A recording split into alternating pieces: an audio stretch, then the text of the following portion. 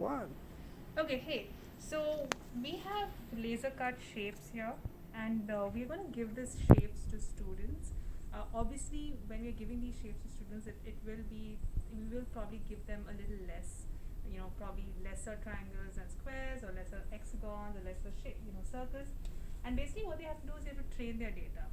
Now, what happens is that they will be then exposed to this, which is like a tabletop. And they'll have four quadrants here which they have to like work with. One's crime, there's crime rates in the real world, there's crime rates based on the trained data, and there's no crimes. And what they want to do is that these are obviously fiducials here at every, in every shape. And what happens is that they will put the data, they'll put like, these shapes on on one quadrant, and what will happen is, and also they'll put another set of shapes in the other quadrant, in the non-crimes quadrant. And what will happen is that there will be graphs that will be shown here. This graph will be based on what the real world, the crimes in the real world. I think this is the data that we will be inputting, but this data will come from them and how they have trained that data. And yeah. Yeah.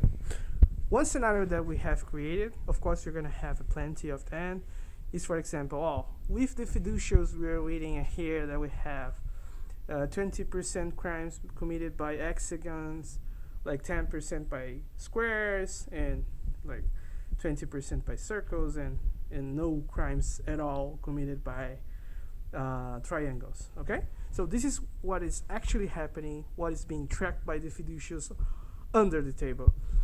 But as soon as we have like different trainings and models by the students, we're gonna have a real different situation showed in their graphs of crime rates.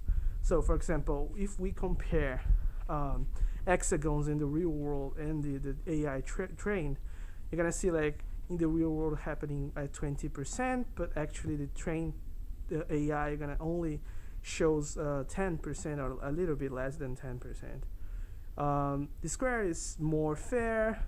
The circle is gonna be exactly the amount of crime, but even like we can have triangles showing that they have committed crimes, but instead they didn't in the real life. So this is a way for them to compare real scenarios with their scenarios read by their AI models trained.